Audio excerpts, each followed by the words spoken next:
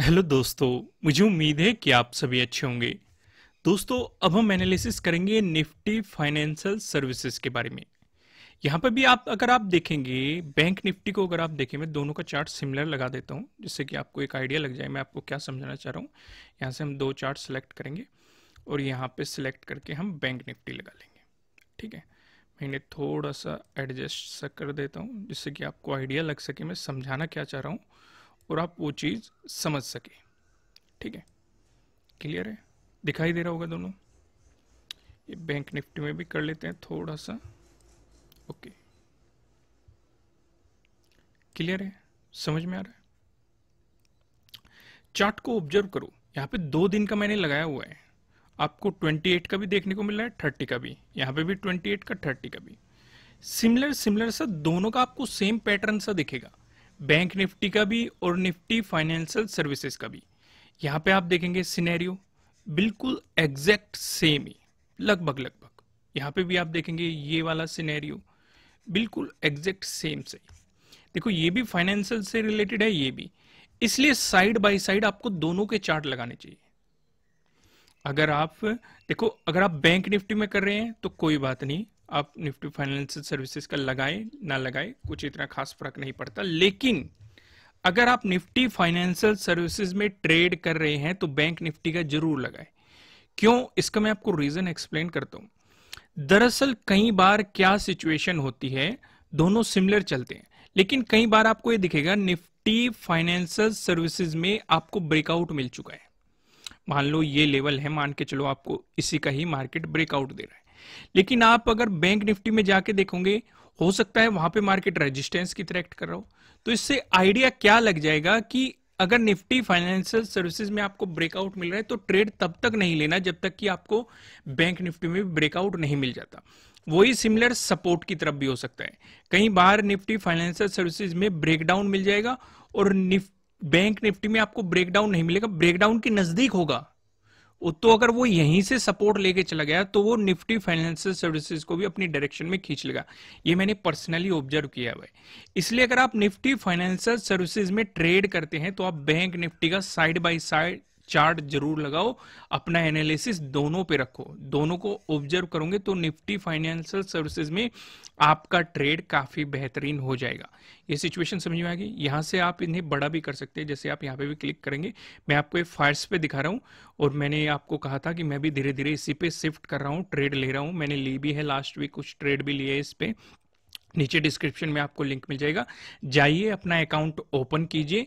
मतलब intraday trader के लिए काफी बेहतरीन ऑप्शन आपको यहाँ पे दिखाई दे रहे हैं। मेरा पर्सनली फेवरेट जो मैं आपको बता ही चुका हूं कि यहीं से आप क्लिक करेंगे तो आप यहीं से ही बाई सेल कर सकते हैं। सीधा प्लस पे जैसे ही आप क्लिक करेंगे यहीं पे आपको बाई सेल के ऑप्शन दिख जाएंगे, नहीं तो ऊपर भी आपको ये दिखाई दे रहे हैं, यहीं से आप सीधे सीधे बाई सेल कर सकते हैं और ड्रैग एंड ड्रॉप करके अपने टारगेट या क्वांटिटी जहां पे भी आपको ऐड करनी है उन्हें प्लेस कर सकते हैं। बहुत ही सिंपल सा है।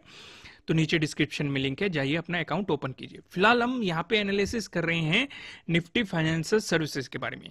यहाँ पे पहले देखो लॉजिक सेम है। अगर आपने बैंक निफ्टी वाली वीडियो देखी है वहां पे भी आपको सेम ही लॉजिक ये दिखाई दे रहा है और यहाँ पे भी आप देखेंगे पहली कैंडल क्या बनी, एक बहुत ही बड़ी कैंडल बनी और बियरिश कैंडल बनी।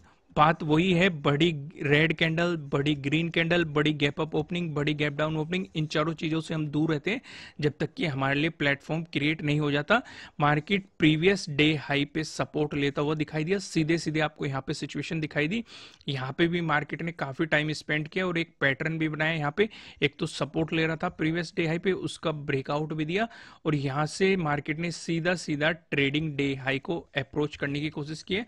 फिर आपको ट्रेडिंग डे हाई का भी ब्रेकआउट दिया। हालांकि यहाँ पे ब्रेकआउट के बाद इतना कोई खास मोमेंटम नहीं आया बैंक निफ्टी में, बल्कि इसके कंपैरेटिवली हमें ठीक मोमेंटम मिल गया था। मैं आपको एक झलक दिखा देता हूँ, ये हमने बैंक निफ्टी वाली वीडियो में डिस्कस भी किया था।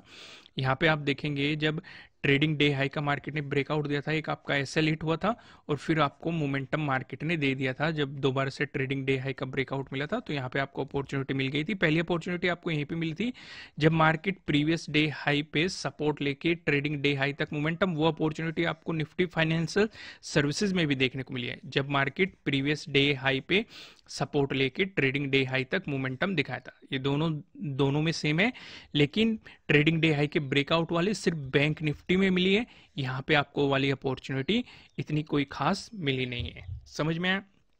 लेकिन कल के लिए हमें किस तरीके से तैयारी रखनी है उसका ऑब्जर्वेशन कर लेते हैं। एक बात तो हमें साफ साफ दिखाई दे रही है कि निफ्टी फाइनेंशियल सर्विसेज भी, बैंक निफ्टी भी और निफ्टी 50 भी तीनों के तीनों ऑल टाइम हाई पे बैठे हुए हैं। ये चीज हमें साफ साफ दिखाई दे रही है। और 2 दिन से हम सिमिलर पैटर्न देख रहे हैं तीनों में। ये भी आपको दिखाई दे रहा है, गैप अप ओपनिंग, फिर एक रिट्रेसमेंट, फिर मार्केट में मोमेंटम, गैप अप ओपनिंग, फिर एक रिट्रेसमेंट और मार्केट में मोमेंटम। ये भी सिचुएशन हम तीनों में ही ऑब्जर्व कर रहे हैं। अब यहां पे अगर आप देखें, अगर इसका एनालिसिस करें तो यहां पे आपके लिए जरूरी क्या हो जाता है? प्रीवियस डे हाई, ठीक है। उसके बाद ये वाला जोन, बल्कि मैं ये वाला सजेस्ट नहीं करूंगा, आप ये वाला देख लीजिए 20,000। ऐसा क्यों कह रहा हूं मैं? क्योंकि ये एक राउंड लेवल है, ये एक बेहतरीन सपोर्ट के रूप में एक्ट कर सकता है। जैसे ही मार्केट इस जोन में एंटर हो जाए तो आपको तैयार हो जाना है कि मार्केट यहां पे क्या बिहेवियर कर रहा है। अगर यहां पे टाइम स्पेंड करके ब्रेकडाउन दे दे तो आप प्रीवियस डे लो को अप्रोच कर सकते हैं। इसका भी ब्रेकडाउन मिल गया तो 28 की जो डे क्लोजिंग है उसे अप्रोच कर सकते हैं, अगला सपोर्ट वो बनेगा। इसका भी ब्रेकडाउन मिल गया, जो 28 का डे लो है आपके लिए अगला सपोर्ट ये बन जाएगा, ठीक है। लेकिन कंडीशन क्या रहेगी? 20,000 के नीचे ब्रेकडाउन मिलना चाहिए, प्राइस सस्टेन करना चाहिए। ज्यादा बेहतर ये रहेगा या तो मार्केट इसके यहां टाइम स्पेंड करके ब्रेकडाउन दे दे, ये आपके लिए अपॉर्चुनिटी है, या फिर अगर मार्केट सीधे भी ब्रेकडाउन दे रहा है तो एक रिट्रेसमेंट करने दो, ठीक है। अगर आपने पहले से एंट्री बनाई हुई है तो सीधे ब्रेकडाउन मिल रहा है तो आप अपना स्टॉप लॉस यहां पे पुट कर देंगे। लेकिन अगर नो ट्रेडिंग जोन की बात करें तो आपके लिए नो ट्रेडिंग जोन यही रहने वाला है, तो इसका मतलब आपकी पहले से एंट्री नहीं होगी, आपको इसके ब्रेकडाउन का इंतजार करना है। तो एक रिट्रेसमेंट आने दो। अगर मार्केट सीधा भी ब्रेकडाउन दे रहा है या तो इसी साइडवेज जोन में टाइम स्पेंड करके ब्रेकडाउन दे, तब वो सिचुएशन। दूसरा, अगर बाइंग की बात करें या एक पॉजिटिव सिनेरियो की बात करें तो हमें प्रीवियस डे हाई का ब्रेकआउट चाहिए, तभी आपको एक बेहतरीन अपॉर्चुनिटी मिल सकती है। तीसरी बात देखो, अगर आप इनके बारे में नहीं जानते, क्योंकि अगर ब्रेकआउट मिल गया तो आपको प्रीवियस डे हाई का ब्रेकआउट मिलेगा, एक सेटअप बन जाएगा आपके लिए। अगर आप इन सभी सेटअप को समझना चाहते हैं, अपनी लर्निंग को पॉलिश करना चाहते हैं, तो फिलहाल जो 25% का ऑफर चल रहा था इसमें एक ही दिन बचा हुआ है। एक दिन बाद यह ऑफर खत्म कर दिया जाएगा। 25% का जो ऑफर दिया था, अगर आप अपनी लर्निंग को पॉलिश करना चाहते हैं तो जैसे आप इस कूपन पे क्लिक करेंगे तो ये 25% का ऑफर सीधे सीधे आपके लिए एक्टिवेट हो जाएगा। यहाँ पे आप देखेंगे 25% ऑफ। तो यहाँ पे आपको इंट्राडे स्ट्रेटेजीज सिखाई गई है, चाहे वो प्रीवियस डे हाई का ब्रेकआउट हो या प्रीवियस डे लो का ब्रेकडाउन हो, ट्रेडिंग डे हाई का ब्रेकआउट हो, ट्रेडिंग डे लो का ब्रेकडाउन हो। बहुत सारी चीजें, रिस्क मैनेजमेंट, ट्रेडिंग साइकोलॉजी, काफी कुछ चीजें समझाई गई है। अगर आप उन्हें डिटेल में समझना चाहते हैं, एग्जांपल के साथ समझना चाहते हैं, तो नीचे डिस्क्रिप्शन में आपको हमारी एप्लीकेशन का लिंक मिल जाएगा। और साथ ही साथ फायर्स में अपना अकाउंट ओपन करना बिल्कुल भी मत भूलिएगा। अगर आप इंट्राडे ट्रेडिंग करना चाहते हैं तो एक बेहतर ऑप्शन आपके लिए हो सकता है। तो यहाँ पे आप देखेंगे, यहाँ पे आपको सिचुएशन क्या नजर आ रही है अगर आप ऑब्जर्व करेंगे।